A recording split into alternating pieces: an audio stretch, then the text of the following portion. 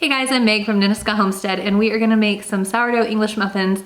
I love this recipe because you can either use your active sourdough starter that you've recently fed, or you can use sourdough starter discard. So it's a good way to be less wasteful and use up some of that discard that sometimes we're just not really sure what to do with. If you need some other ideas beyond this for sourdough starter discard recipes, I have plenty of them on my website, so I can definitely hook you up with that. The reason that I like this recipe is because it doesn't require an autolyse. You don't have to have one of those fancy little English muffin, the little, kind of looks like a donut, and you put it around the muffin, and then that's what it raises into to get its shape. You don't need any of that fancy equipment. We're just gonna use parchment paper, a cookie sheet, a cast iron skillet. Traditionally, when you see an English muffin and it's kind of got that gritty texture on the outside of it, that's semolina flour, and that's what they use to keep it from sticking to the pan. Now you can use semolina, you can use cornmeal, but today I'm trying an experiment and we're gonna use some bran because I've got wheat bran from when I was grinding some wheat, and I just put it in a jar because I wasn't sure what to do with it, and we're gonna see if this could be a good use for it. So we're gonna get our supplies and get mixing.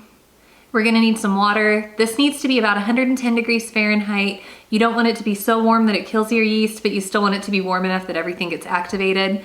We're going to need 2 tablespoons of sugar or honey. I'm using honey because I prefer it. We're also gonna need some active dry yeast. A little tip for you, if you didn't know about it already, you can buy it in bulk. It comes in like a freezer bag. It kind of looks like a little brick.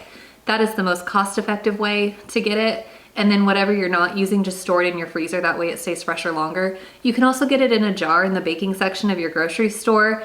The most not cost-effective way is by buying the yeast packets. Those are just kind of a ripoff in my opinion. We're gonna add milk powder, which is just like it sounds, it's milk that's been freeze-dried and powdered. This is gonna add a real silkiness to the texture, as well as anytime you're making a bread dough or any kind of yeast dough, if you can add a little bit of milk powder, same as like my sourdough starter discard bagel recipe, it's just gonna help to give it a little bit extra rise with its soft texture. We're gonna need our sourdough starter. This can be active, this can be fed, same thing. It can be hungry, not fed. I'm using a discard this time, so we'll see how it does. Sometimes if you're using a discard instead of the regular sourdough, you might need to go a little bit longer on your proofing time, but I'm doing it exactly as written with the discard, so we'll see how it goes today. You're also gonna need room temperature butter, some salt, maybe 1/4 teaspoon of citric acid if you really like that sourdough tanginess. This can be a long fermented recipe if you wanna put it in the refrigerator after it's all mixed up for 20 hours, but I'm kind of rushing this. I'm gonna have fresh English muffins in less than 3 hours by doing it this way. The last ingredient that you need to think about is flour, just any all-purpose flour that you like. I am not using fresh milled flour today. Sometimes I feel like that can be difficult when you're making a recipe, and I want this to just be very straightforward and easy for you guys. So any organic all-purpose flour that you have is good. My English muffins are finished proofing in the microwave. What I do is I create a proofing box by putting a cup of hot water in the microwave and letting it go for about 5 minutes, and then I take it out and very quickly put my dough in. And this is so cool because then it's like a warm, humid environment, which makes the dough raise really well. So we're gonna pull it out of the microwave, and I have cut some parchment. This is 2 sheets of parchment paper that I cut into squares. Each sheet gives you exactly 12 squares, so this works really well. And we are just gonna put our English muffins on this, that way we can transfer them easier to the pan for cooking. This is what our dough looks like as it's finished rising. You can see that it's kind of a drier dough. It's got little cracks on it.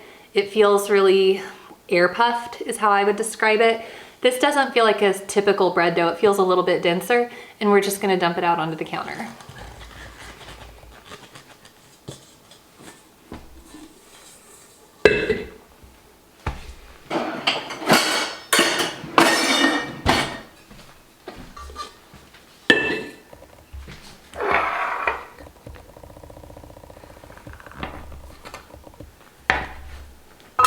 We're gonna divide it in half, and we're gonna set one of them aside and just work with one.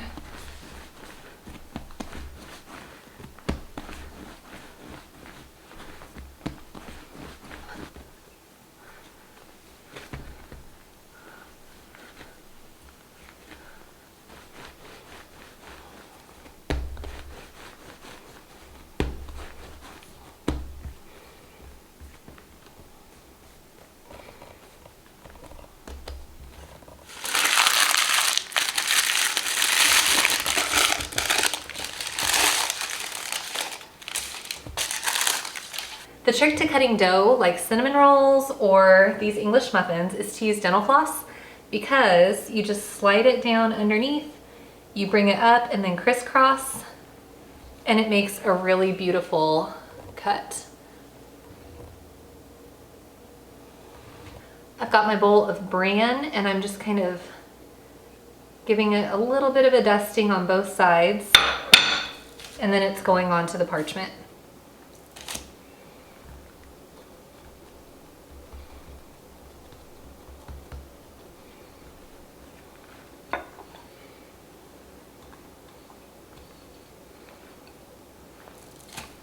So now we're gonna let these rise in a warm place for about an hour and we'll come back and cook them. We're over here at the oven. Everything is preheating. I've got my oven set to 350 degrees.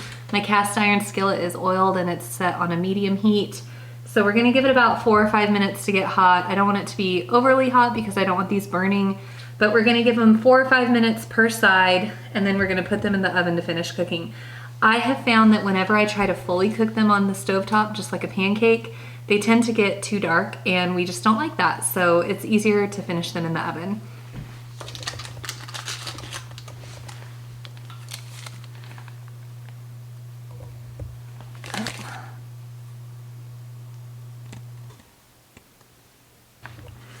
I have an ugly one. This one was an end piece and he's going first.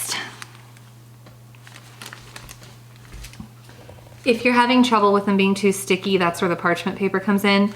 These are really not, they're not very sticky today, so I'm not too worried about it. We're just gonna go straight into the pan.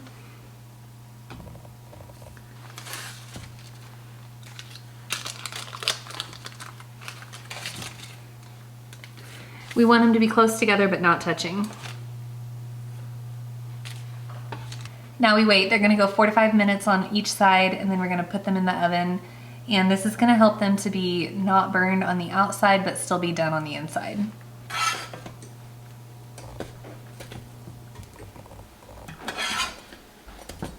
And then they get bake them? A little bit, yeah. And if they're too puffy, you just kind of pat them down a little.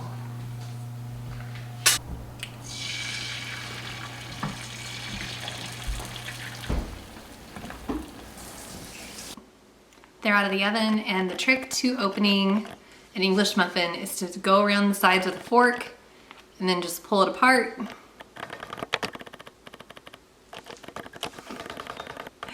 And that's how you open them. You can save these at room temperature just on the counter in an airtight bag for up to a week. They're honestly better though within the first 48 hours. If it were me, I would put them in the freezer. That's gonna be your best bet. Thanks for hanging out with me today and making English muffins. I hope you enjoyed it. Please leave me a comment and check out all my other sourdough recipes. Have a great day.